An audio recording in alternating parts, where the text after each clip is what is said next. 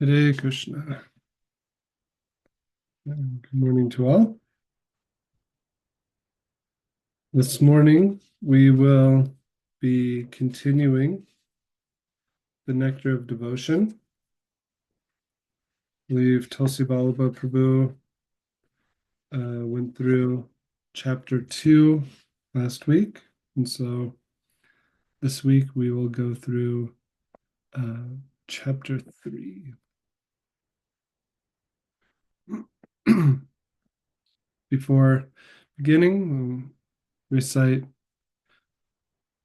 the auspicious prayers to gurus, Vaishnavas, Ishtadevs to gain some focus and allow us to dive deep into the nectar of devotion.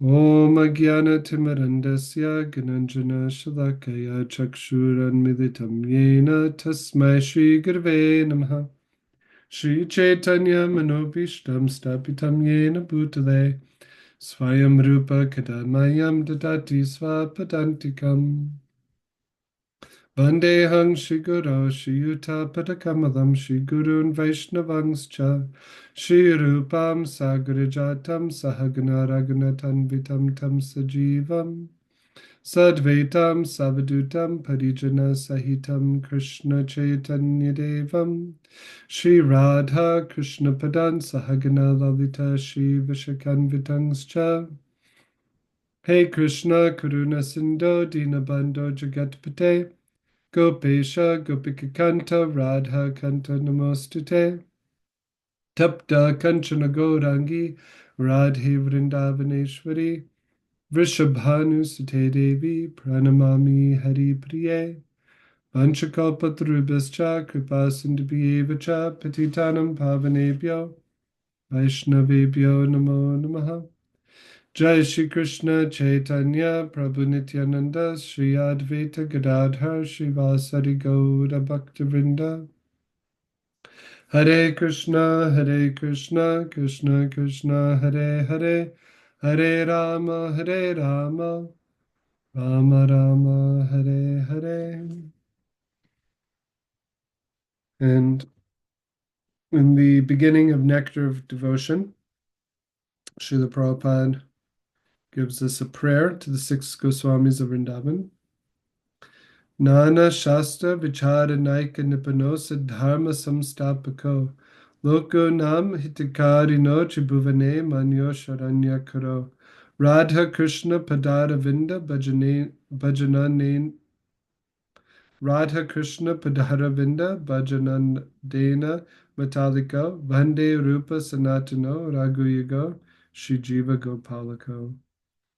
I offer my respectful obeisances unto the six Goswamis, namely Sri Sanatan Goswami, Sri Rupa Goswami, Sri Raghunath Bhatt Goswami, Sri Raghunath Das Goswami, Sri Jiva Goswami, and Sri Gopal Bhatta Goswami, who are very expert in scrutinizingly studying all the revealed scriptures with the aim of establishing eternal religious principles for the benefit of all human beings. Thus, they are honored all over the three worlds, and they are worth taking shelter of because they are absorbed in the mood of the gopis and are engaged in the transcendental loving service of Radha and Krishna. And we'll be kind of one major theme will be scrutinizingly studying all the revealed scriptures with the aim of establishing eternal religious principles for the benefit of all human beings in today's presentation. So this morning we'll go over the third chapter, Nectar of Devotion.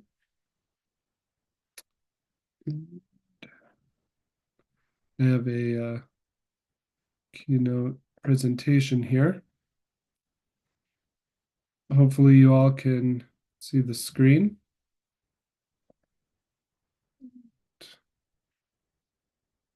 So chapter 3 of the Nectar of Devotion is entitled Eligibility of the Candidate for Accepting Devotional Service.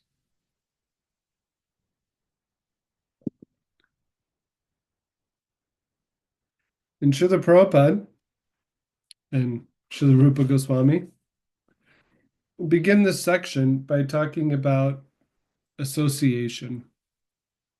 And this is one of the main angas, one of the main limbs of devotional service is association, sadhu sangha. And there's so many verses about the power of association, satam prasangan, mama virya, right? Bhavantu hit karna rasayana kata, hearing the very powerful message about the Supreme Personality of Godhead by sadhus. It's sadhu sangha. Basically, this is how we begin devotional service. Is there's faith, shraddha, and then sadhu sangha, association. So through association, one becomes eligible for devotional service. How does that happen? So by associating with one who is 100% engaged in devotional service, one may become attracted to Krishna. So we think about this, how Srila Prabhupada attracted so many people, right?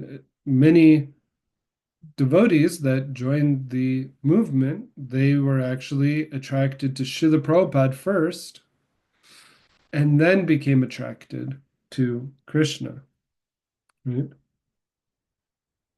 And even when we hear about the pastimes of Srila Bhakti-Siddhanta Saraswati Thakur, this is also there, also that many personalities, even they were from Brahmin families, Sanskritists, different persons in India, they had actually no attraction to Krishna, but by meeting Srila Bhakti-Siddhanta Saraswati Thakur, Srila Prabhupada, they became attracted to Krishna. And so when Srila Prabhupada says that, I have created your good fortune, he made that statement that he's created our good fortune. It's actually a quite high philosophical remark that he's making that's based on Shastra. So in the Bhakti-Sada Pradarshini Tika, which is Srila Vishwanath Chakravarti Thakur's commentary, Tika means commentary, Bhakti-Sada Pradarshana, that which is shedding light on the giving vision to the Sara, the essence of all of this. He explains that ati bhagena, or fortune, one's good fortune, means special impressions from associating with great devotees. So impressions, we speak about this sometimes, right? Either the Sanskrit term vasana or the Sanskrit term sanskar, that whatever we do, whatever we see, whatever we come in association with, leaves an impression upon the consciousness, the chitta. Cheto darpana marjanam, by chanting the holy names, the materialistic impressions are cleared away, cleansed away. But the bhakti impressions stay and they build up. Right? Later on, there's a term in Bhakti Rasamrita Sindhu called Gadha Sanskar, deep, deep impressions of bhakti. So impressions, there's special impressions that come from associating with great devotees. Now, Srimad Bhagavatam, we see how this is there with Narada Muni, right? When he was the young son of a Sudrani, right?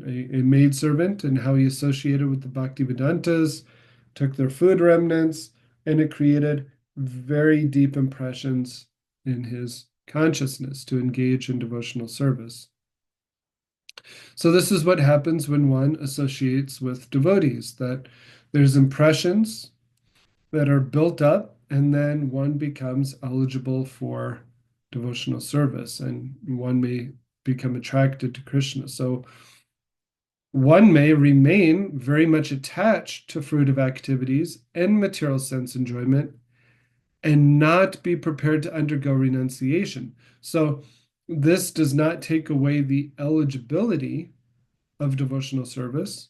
So if you're attached to fruitive activities, material sense enjoyment, but you're not prepared to undergo renunciation, but you still, there's one quality, have unflinching faith in Krishna, then you are eligible for vaidhi-sadhana bhakti. You're eligible to enter into this realm of rules and regulations in terms of devotional service. So Srila Rupa Goswami quotes Srimad Bhagavatam 11:28 and talks about how bhakti is independent. So this verse from Canto 11, chapter 20, text 8 reads, My dear Uddhava, only by exceptional fortune does someone become attracted to me. And even if one is not completely detached from fruitive activities or is not completely attached to devotional service, such service is quickly effective. So here we have something that we should always keep in mind, that Srila Rupa Goswami, who is the authority in devotional service, he makes statements and then he backs it up with Shastra. And we see this with our Srila Prabhupada, our great acharyas, that this is the way of explaining things, is you make a statement, but that statement has to be based upon Shastra. So that's what he does here. And in this verse, the first word of this verse is yadrichaya. Yadrichaya is a Sanskrit word that we see often in Srimad Bhagavatam come up again. And this term means that basically there's no reason for it. Another way of saying is causeless. So bhakti is independent. When we think of karma kanda, jnana kanda, the paths of even fruitive activities, path of impersonal meditation, uh, it's not independent. It's actually dependent on many things, right? To be a impersonalist, you have to use your own strength in many ways. But bhakti, Devi, is completely independent, just like Krishna, Svatantra, he's independent. So bhakti is not dependent on really anything. So yadrichaya, uh, a good verse and commentary, one to, I believe, what is it? Pungsas. Uh, I just forgot the verse. Anyway, we don't have to go into it. It's just a minor point here. We can get into it in the end if anybody has any more questions about that. But bhakti is independent. Now, one can also point that if one is too much attached, so if there's too much attachment to sense gratification, then one should follow karma kanda, and then they'll become a little bit freed up from that intense attachment to sense gratification. And if there's too much detachment, then one often takes to the path of gyan, of knowledge and mental speculation. So bhakti is that where one is neither too attached nor too detached.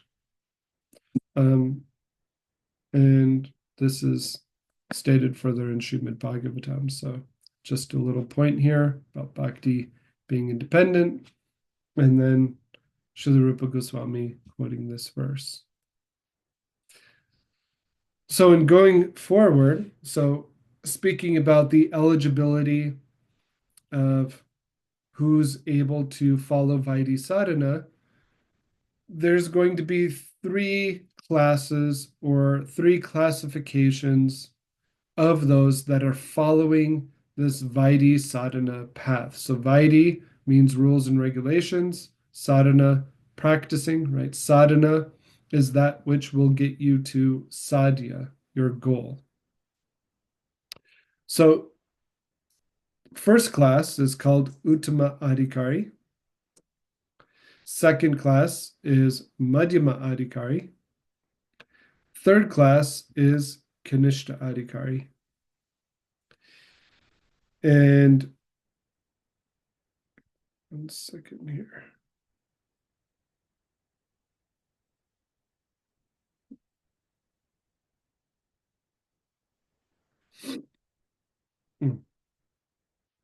Previously, in defining Vaidhi Bhakti, it was said that Vaidhi Bhakti existed where the actions were inspired by the teachings of Scripture. Thus, it may be concluded that the root cause of a person's bhakti is faith in the content of the Scriptures, So Vaidhi Bhakti is based on rules and regulations. You must do this, you shouldn't do that. And basically, it's where do we get our morality, our ethics, where do we get anything that we're supposed to follow is in Scripture. So the more faith one has in Scripture, that will basically determine your classification. So according to the degree of faith in Scriptures, there will be classifications. So the Uttama Adhikari. Uttama is a Sanskrit word that means best. Adhikari means one who has qualification. So this would be the first class, or the person who has the topmost qualification. They're very qualified. And so the first point is very expert in the relevant study of scriptures. Second, expert in putting forward arguments in terms of scripture. So again, vaidhi-sadhana bhakti, it's all based on scripture. So, of course, the first two things is going to be expert in study of scriptures, expert in putting forward arguments in terms of scripture. Meaning that he can very nicely present conclusions with perfect discretion, and one can consider the ways of devotional service in a decisive way. Now, what does this mean, decisive way? Can consider the ways of devotional service, meaning that if there's something that comes up in terms of how one should perform devotional service, then this Uttama Adhikari can reconcile any kind of discrepancy or maybe misunderstanding one might have in terms of performing devotional service. Their goal of life and only object of worship and love is Krishna. And just to kind of point out what Srila Prabhupada does in Nectar of Devotion, so this verse, Shastre Yukta Nipuna, this verse in Bhakti Rasamrita Sindhu basically just goes through the first, second, third, and fourth qualification here. The other points are Srila Prabhupada elaborating, giving us some things that are brought up in the commentaries or his own kind of bhav anuvad, is following his ecstasies. So goal of life and only object of worship and love is Krishna. This is obviously there in devotional service. And followed and obeyed the spiritual master strictly. This is a very interesting addition that Srila Prabhupada gives us. How are you going to be able to become an Uttama Adhikari? When you follow and obey the spiritual master strictly, and you're fully trained to preach and become a spiritual master.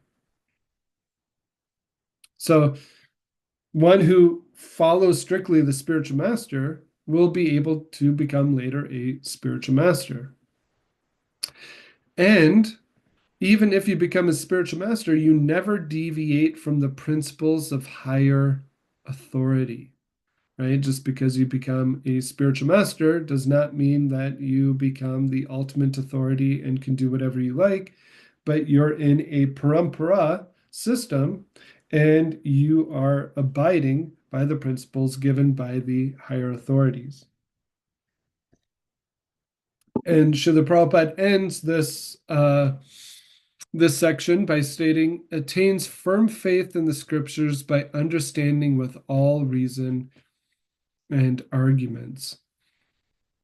So I just wanted to go over how this might come up because we hear, okay, expert, relevant study of scriptures, putting forward arguments, and then all reason and arguments. So there's a lot of might seem like logic and reason going on here, but in when we think about reason and argument, how do we apply it? Because in Vedanta Sutra and even Nectar of Devotion, Srila Rupa Goswami, he quotes Tarko Pratishthanat. One cannot attain Krishna by dry speculation. You can't attain the Lord by logic, Tarko. And even Lord Chaitanya Mahaprabhu quotes Mahabharat, Tarko Pratishna Shrutabir Vibhina, right? Tarko, you can't get to Krishna just by dry logic. But there is a way of using proper logic and reason and argument to understand the Shastras. And there's a very special way of how to do this. So I have on the screen here, you'll see that there's 1, 2, 3, 4, 5 aspects of using logic and reason to understand scripture. So the first one is Vishaya. One would make a statement, and that statement would usually be a scriptural verse. But then there's Sanshaya. There's a doubt. I have a doubt about this. Purvapaksha, you then quote from scripture opposing view that adds to the doubt. But then Siddhanta gives the conclusive understanding of what the scripture is trying to get out. And Sangati, you give the full context because in the Purvapaksha and the Vishaya, you're quoting from scripture. So it's not that scripture is contradictory, right? That scripture is not contradictory. It's never contradicts itself. So how to understand the full context, and that's Sangati. You're actually bringing all of it together under the proper context. And where do we see this beautifully applied? We see it in our Srila Baladev Vidyabhushana Vedanta Acharya, right, who uses this system in Vedanta Sutra, right? Actually, Ramanujacharya, Madhvacharya, even Shankaracharya, they use this system to understand and give their understanding of scripture. So to give a example, in the Vedanta Sutra, Srila Baladev Vidyabhushana makes a statement that the Supreme Personality of Godhead is the creator, maintainer, destroyer of the material universes. He is inconceivable to the tiny brains of the conditioned souls. He must be understood by the revelation of Vedanta philosophy. This is confirmed by the following statements of the Upanishads. Satchidananda Rupaya Krishna Klishta Karine Namo Vedanta Vedyaya Gurave Buddhi Sakshane. So he quotes from Gopal Tapani Upanishad. So he makes a statement, qualifies that with a scriptural verse. He also quotes from Brihad Aranyaka Upanishad, saying, Tam tam tva panishadam purusham prichami, that I shall now inquire about the Supreme Personality of Godhead who is revealed in the Upanishads. So Vishaya, you make a statement and it's scriptural verse. But then he has a doubt. Sangshaya. What is the best method for understanding supremely worshipful Lord Hari? The mental speculation of the logicians or the revelation of the Vedanta scripture? So he has a doubt.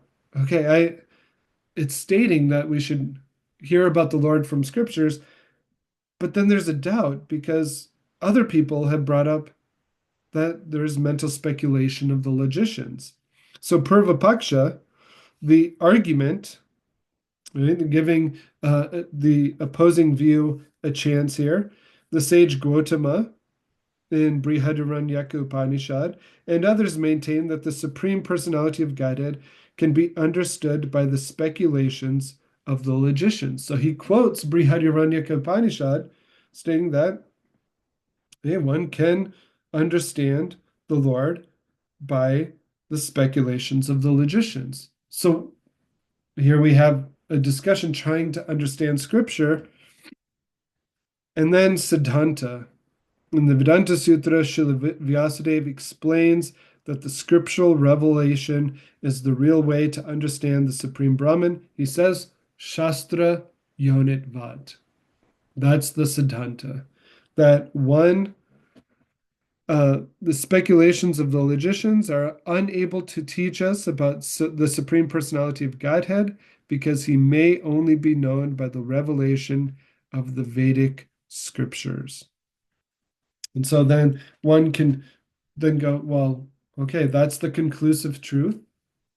Shastra Yonadvat, you can only understand the Lord by understanding the Shastra, by the revelation of the Vedic scriptures. And then what Baladev Vidyabhushana does is he gives his purport to bring everything into the full context, which is quite long. But this is an example of how one would use reason and argument in understanding the Shastras. Not that it's we throw out all logic, all reason and argument, but we try to apply our intelligence in Shastra, not just mental speculation, right? So this is the proper way of using reason and argument to understand Shastra, given by our great acharyas, Baladev Vidyabhushana. Now, we also have it done by Srila Bhaktivinoda Thakur and Jaiva Dharma and other novels, and we have it done by Srila Prabhupada in his purports, where he might make a statement, then there might be a doubt, and you can see how he uses this in a kind of how you'd say it, not like a formal way, but you can definitely see it in Srila Prabhupada's books. So I just wanted to, if anybody had any questions about, okay, we're hearing about the Uttama Adhikari, supposed to be like a pure devotee. How are they using logic and reason and argument to bring clarification to the scriptures? So we have this there. And moving on to the Madhyama Adhikari. So Madhyama means second or middle. Adhikari again, meaning one who has qualifications. So one who's second class is that they're not very expert in arguing on the strength of revealed scripture. So whereas the Uttama Adhikari is very expert, the second class, they might not be very expert, right? They're still going to know Shastra because this is part of vaidhi-sadhana bhakti, to know scripture. But they have firm faith in the objective. So Srila Prabhupada states here in Nectar of Devotion that the purport of this description is that the second class devotee has firm faith in the procedure of devotional service unto Krishna, but he may sometimes fail to offer arguments and decisions on the strength of the revealed scripture to an opposing party. So just going over the Uttama-adhikari, we see how they're able to really be first class in giving arguments to the opposing party. Second class, not so much, but they don't get phased, right? They're undaunted within, is what Srila Prabhupada says. Undaunted within. Somebody can come up and say, Krishna consciousness is bogus.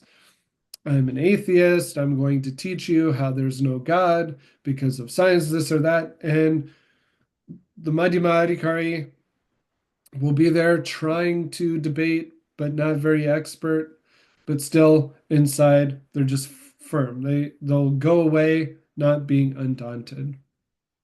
Which then brings us to the Kanishta Adhikari. So uh, Kanishta Adhikari third class means that faith is not strong and they're not able to recognize the decision of revealed scripture. They have something called Komala Shraddha, tender faith, so much so that their faith can be changed by another strong argument. So this is due to not being very expert in the reading and studying of Shastra. So they're not able to, have that firm faith. Their faith is very tender, and so it can be manipulated by others. So even though they're Kanishta Adhikari, they're third class, but we see how one can come to Krishna consciousness, and then due to having tender faith, and then also not being expert in Shastra, they might fall away. Right? So the more we read Srila Prabhupada's books, the more we are protected. Protected by Maya, protected by our own mind, and protected by others.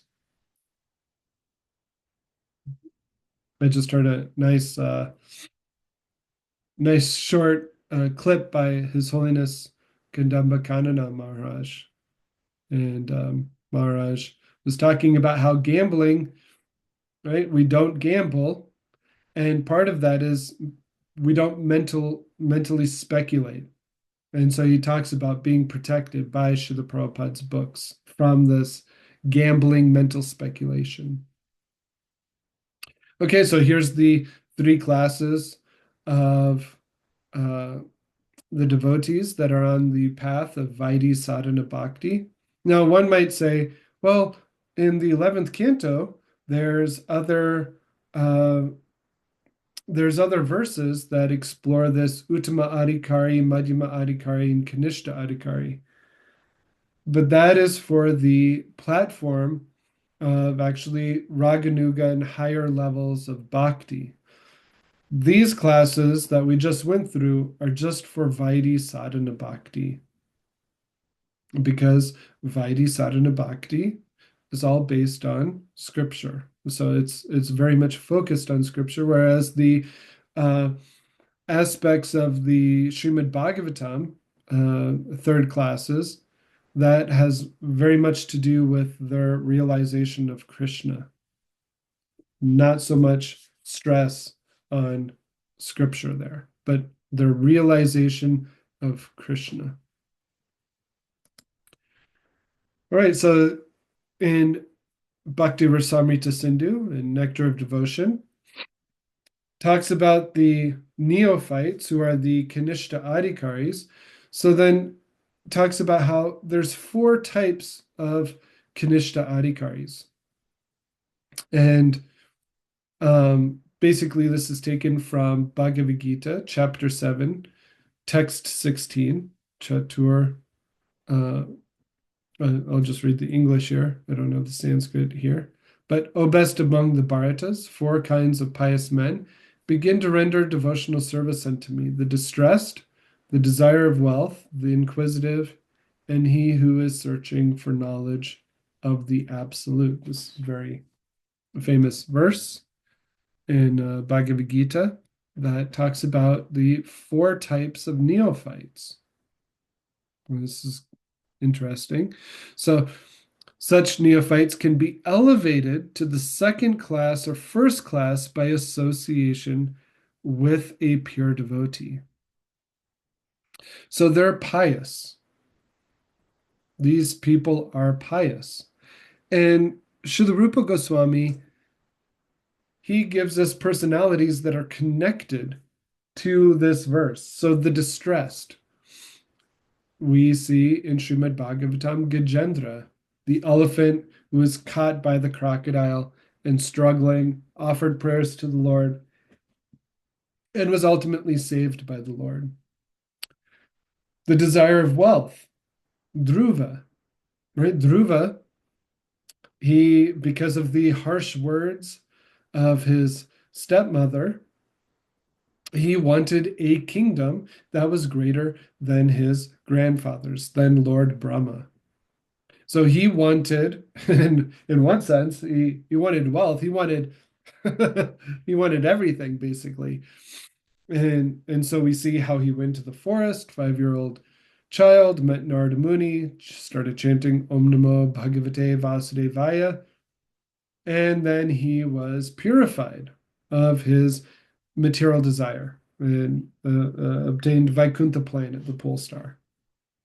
So the inquisitive sages of Naimisharanya, right? We see the sages of Naimisharanya, they were engaged in yajna, right? Fire sacrifices, and they were doing it for so long that their faces were black from the smoke.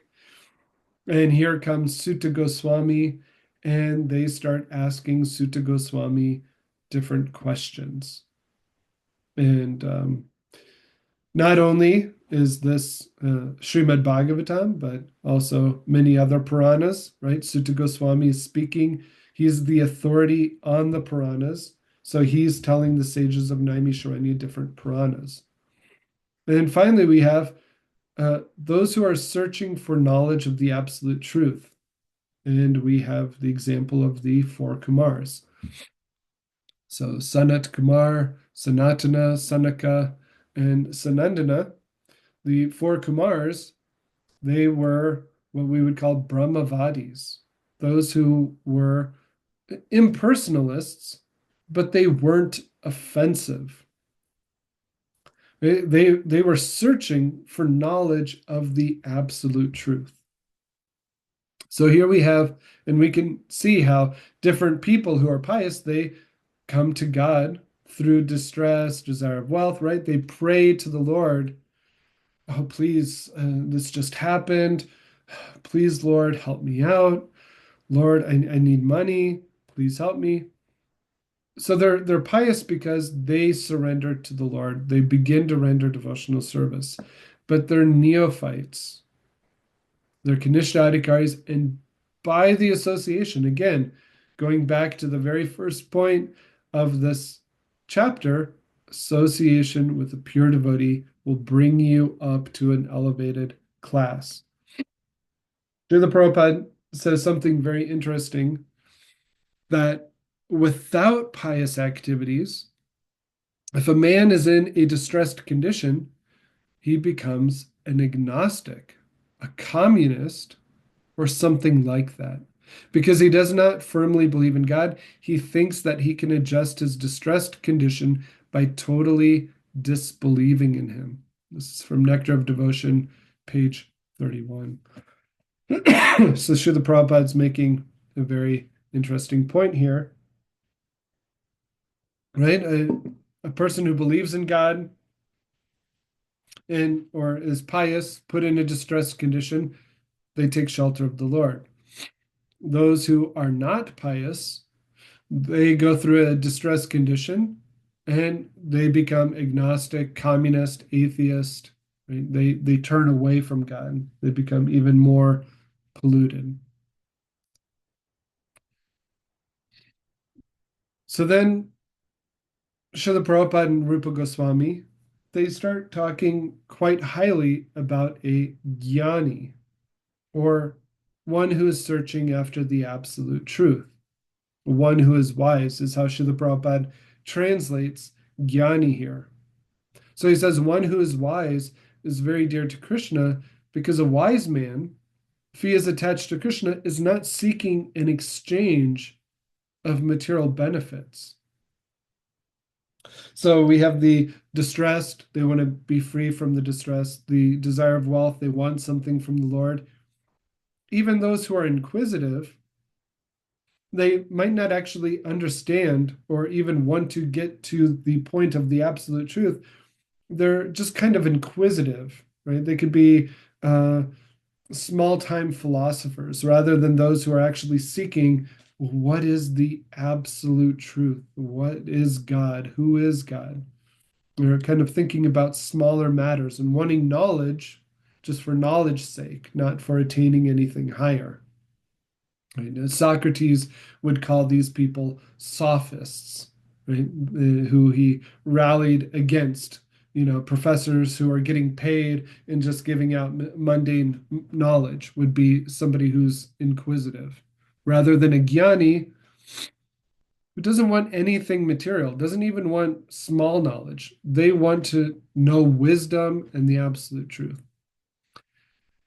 Due to his wisdom and study of Shastras, he could understand Krishna as the Supreme Personality of Godhead. And Srila Prabhupada talks about Bhagavad Gita 7:19, Bahunam Janmanamante Gyanavan Mam Prapadyate. Gyanavan, one who has gyan, one who has deep wisdom, who is a wise person. After many, many lifetimes, they will understand that Krishna is everything. And so, page 32, just wanted to read a little bit here.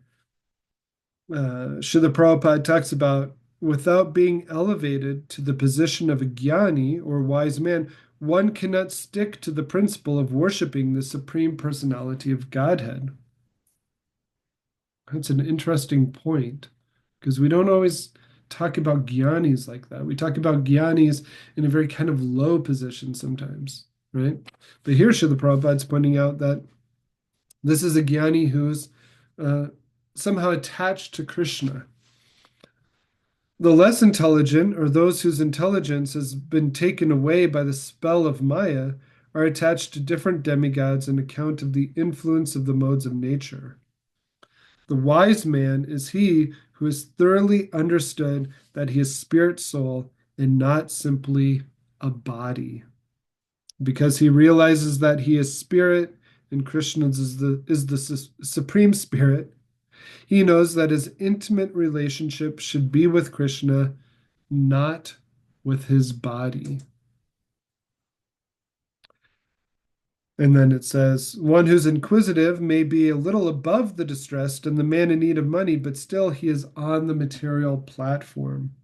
But a wise man who seeks Krishna knows perfectly well that he is spirit soul or Brahman and that Krishna is the supreme spirit soul or Para-Brahman. So Srila Rupa Goswami and Srila Prabhupada are very much wanting everyone to rise up to the second, third class position. And to do so, one has to study.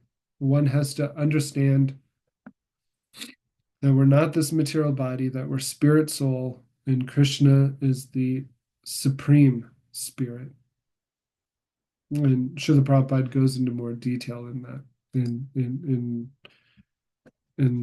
this chapter, just for a little bit more sentences. But due to time, we want to kind of go through the whole chapter here. Srila Prabhupada,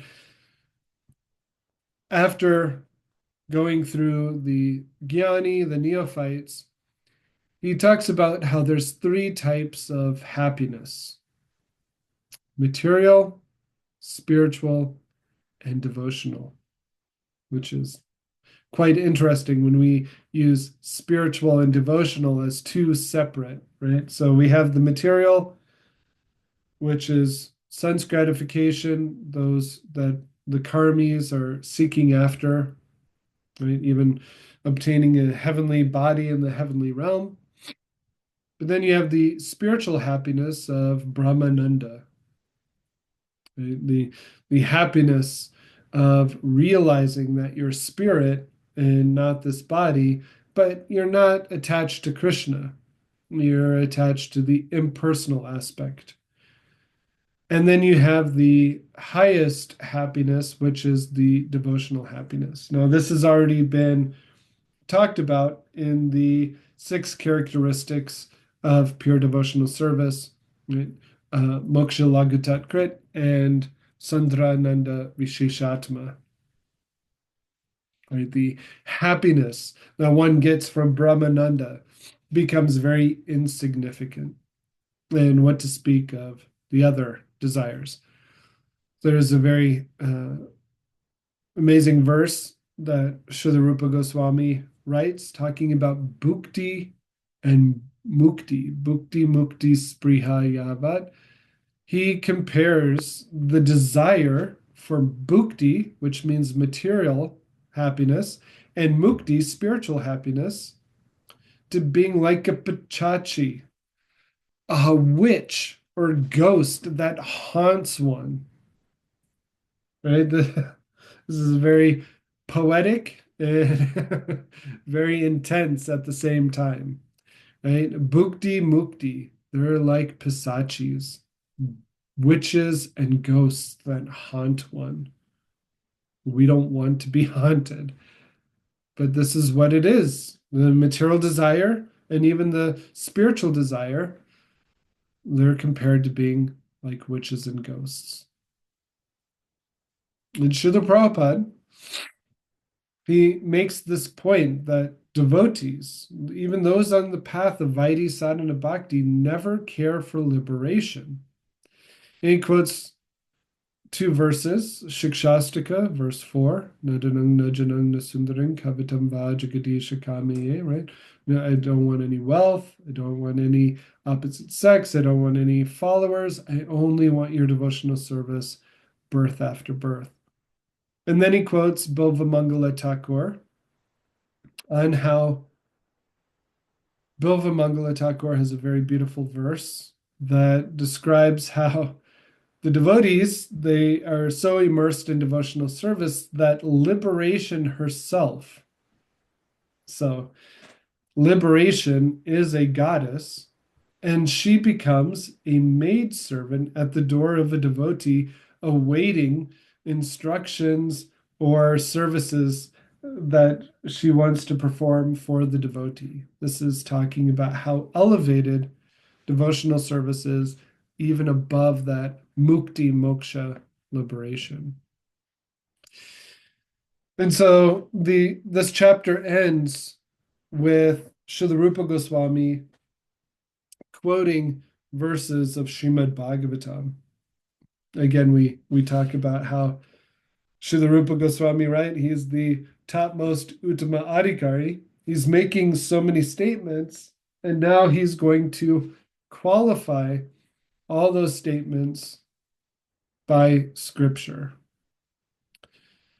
So here we have verse here, my dear mother. So this is Kapila Dev speaking to his mother Devahuti. My dear mother, my pure devotees are charmed by seeing my different forms, the beauty of my face, the structure of my body so enchanting, my laughing, my pastimes, and my glance appear to them so beautiful that their minds are always absorbed in thoughts of me, and their lives are dedicated fully unto me.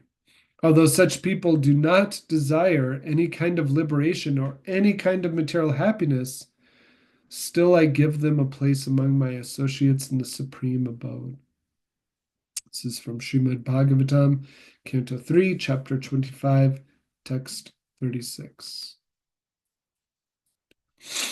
And then here, Uddhava, he is speaking to the Lord. My dear Lord, for persons who are engaged in your transcendental loving service, there's nothing worth obtaining from religiousness, economic development, sense gratification, or liberation, although happiness from these different sources can be very easily had by them. In spite of such facilities, my dear Lord, I do not aspire to achieve any such results. My only prayer is that I may have unflinching faith and devotion unto your lotus feet. Uddhava speaking from Srimad Bhagavatam, Canto 3, Chapter 4, Text 15. And then the last, no, I think there's one verse after this. Again, we have Kapila Dev speaking to his mother Devahuti. My dear mother, devotees whose hearts are always filled in the service of my lotus feet, and who are prepared to do anything for my satisfaction, especially this fortunate devotees who assemble together to understand my qualities, pastimes, and form, and thus glorify me congregationally and derive transcendental pleasure therefrom, never desired to become one with me. And what to speak of becoming one with me if they are offered a post like mine in my abode, or opulence like mine, or even personal association with me with similar bodily features, they refuse to accept because they are satisfied simply by being engaged in my devotional service. Srimad Bhagavatam, Canto 3, Chapter 25, Text 34. And then the last verse of this chapter is Prithu Maharaj. My dear Lord, the transcendental pleasure derived by meditation upon your lotus feet, which is enjoyed by the pure devotees, cannot be approached by the transcendental pleasure derived by the impersonalists through self-realization. So how can the fruit of workers, who at most can aspire to promotion to the higher heavenly planets, understand you, and how can they be described as enjoying happiness similar to the devotees' happiness? Srimad Bhagavatam, Canto 4, Chapter 9, Text 10. So we have Srila Rupa Goswami just verse after verse after verse. When you see in Bhakti Rasamrita Sindhu and Nectar of Devotion, this chapter ends with this verse, and then the next chapter keeps going with these Bhagavatam verses that are really pounding, right? There's a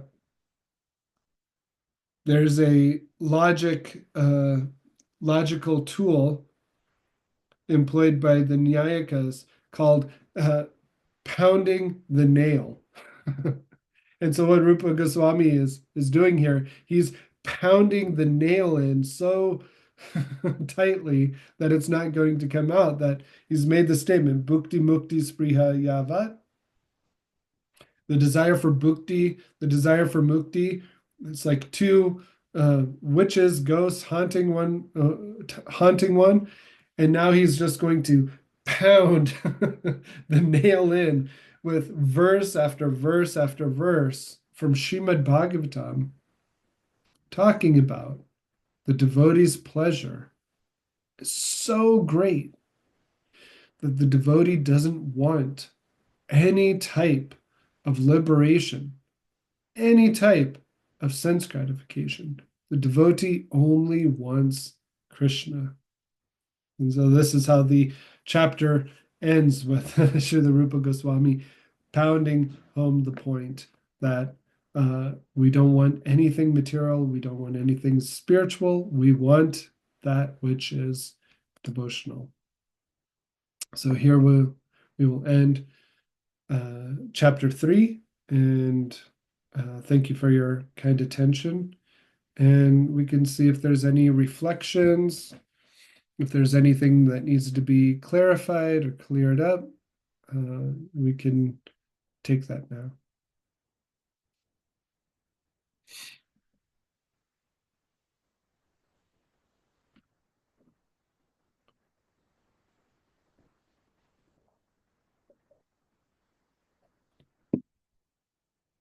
Everything is clear. Everyone's happy.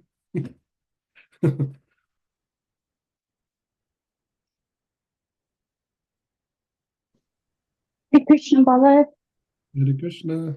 thank you for the class. I guess I had a question because I didn't hear you use it as the example towards the beginning of the class when you were talking about how spiritualists will like make a statement and then they'll make an opposing statement.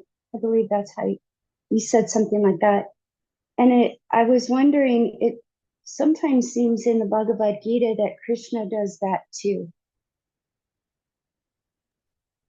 Yeah, yeah.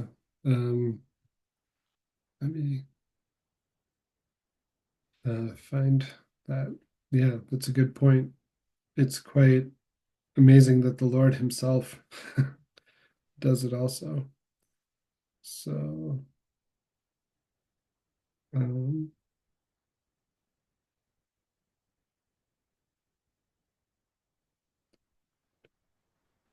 trying to find uh, one place where He says that. Hmm,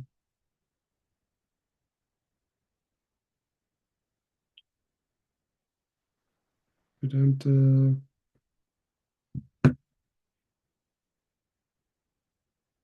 Oh yeah. Oops.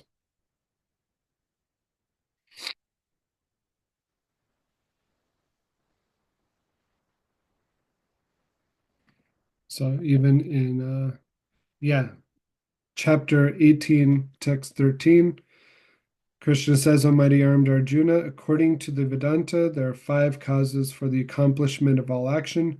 Now learn of these from me. So there's that, and there's a couple more examples where he says, and this is also confirmed in the Vedanta Sutra or Vedanta. Um, yeah, so yeah, Krishna does that. The great souls do that, and Krishna's leading by example. We even see Lord Chaitanya Mahaprabhu do that also. He's yeah, yeah. Thank you for bringing up that point that even Krishna does it. What to speak of great personalities? And it's kind of yeah. In today's culture, um, we have people just going on social media, posting an opinion, and then not backing it up with scripture, and it causes so much frustration and yeah, people getting into unnecessary fights because of just stating opinions rather than going through this process of Vishaya, Sangshaya, Purva Um, yeah, the whole world. And this is actually stated in the 10th chapter of Bhagavad Gita, Srila Prabhupada, in the purport, right, where let me bring it up. Oh, Tunda. 1032. Bring it up on screen just because it's an interesting point to think about in terms of how we even think about wisdom, knowledge, how we discuss things, and how this is there in Srila Prabhupada's purport to make us think about it. So I'll share it to the screen here. In chapter 10, text 32, at the end here, it says, Vada pravadatam aham. Krishna says that among logicians, I am the conclusive truth. So here we have logicians, conclusive truth. And in the purport at the end, Srila Prabhupada points out about how there are different kinds of argument. So supporting one's argument with evidence that also supports the opposing side is called jalpa. So this is how you uh, kind of one way of arguing is the other the opposing side's uh, argument as well as you know your own. Merely trying to defeat one's opponent is called vitanda. So in jalpa and vitanda, you're just arguing. In jalpa, you don't really care about winning. You're just trying to be the greatest scholar. And who does this the best? Lord Chaitanya Mahaprabhu, right? When he's Nimai, he'll make a statement, he'll support it with evidence, and nobody can defeat him. Then he himself will defeat his own conclusion Then he'll reestablish his first conclusion. Then he'll go back to defeating it. And this is Jalpa. This is how Nimai was basically spending his days in his Vidya Vilas, his pastimes as the greatest scholar. Today, what we have is called Vitanda, where it doesn't matter about the truth, it doesn't matter about facts. I'm right, you're wrong. I'm going to defeat you. Whoever is the best in argument, that's who comes out winning, right? And we see this with social media all the time. The people who have the loudest voices, they're basically steering the course of uh, of culture. But the actual conclusion is called vada, and this is also called sangvad, right? So Krishna is that vad. So when we think of argument, Krishna is that argument which is getting to the actual conclusion of things. You're not wanting to be right. You don't care about any opinions that you might have. You want to know what is the truth. And when you come together, then you're trying to understand what is the truth. You put aside emotions, opinions, and you're just trying to understand the truth. This is called Vada.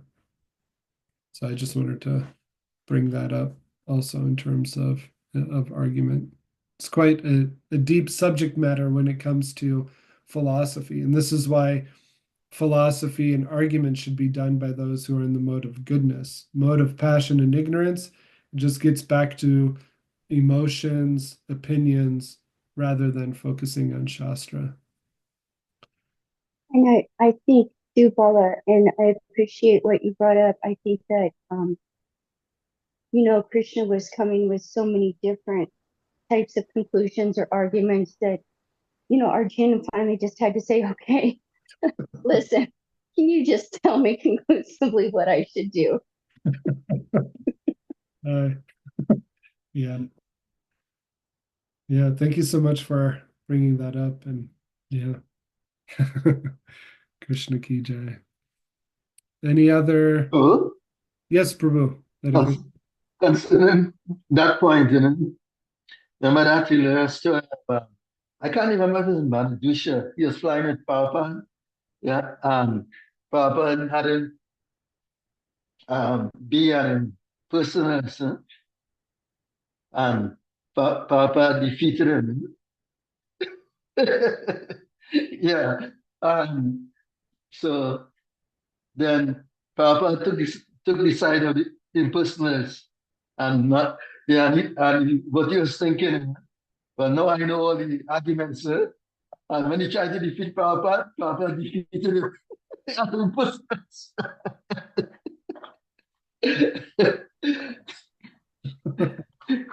Jai. I think that's my vision. Yeah. Krishna. Yeah, we see how Srila Prabhupada is so expert in analogies and philosophy. Yeah. I yeah. I don't want to say anything, but there's one devotee who recently was saying, well, Srila Prabhupada, he wasn't as, like intellectual as like the other acharyas and things like that. And I was thinking, this is nonsense. Srila Prabhupada, he's so philosophical and so intellectual. It's amazing when you really dive into Srila Prabhupada's books. And I was just like, man, I had to kind of put this devotee in his place a little bit because that's such an offensive statement. Srila Prabhupada is highly philosophical. I mean, the terms that he uses, even for Western philosophy, like summum bonum and on, uh, Srila Prabhupada makes Plato and Socrates look very much like children. And that's not a hyperbole. I'm not making an exaggerated statement. If one is intelligent enough to compare Srila Prabhupada's philosophy, his statements to all the other philosophy in the world, you can see that he was on the same platform as Bhakti-sadhana Saraswati Thakur. He's on the same platform as Baladev Vidyabhushana. He is extremely highly philosophical and intellectual, but that ends with Bhakti Vedanta. He is, yeah, it's amazing. Srila Prabhupada's books and Srila Prabhupada's intellectual mind is just amazing. And taking the position of an impersonalist, defeating the devotees. Yeah, it's Srila Prabhupada is just amazing. Jay, it's 9:07, and any other reflections? I hope that wasn't too much of a hot statement from me, but I will heavily argue anyone who says that Srila Prabhupada is not as philosophical as the previous acharyas. So hope that was okay and not too much of hyperbole. But okay, we'll end here. Thank you so much for your kind attention. Please forgive any offenses or mistakes. If I said anything proper, it's by the grace of Shishi Guru and Gauranga. Nectar of Devotion, Ki Jai, Srila Rupa Goswami, Ki Jai, Srila Prabhupada, Ki Jai, Vanchakalpatarubhyascha, Kripa Sindhubhyevacha, Patitanam Pavanebhyo, Vaishnavebhyo, Namo Namaha.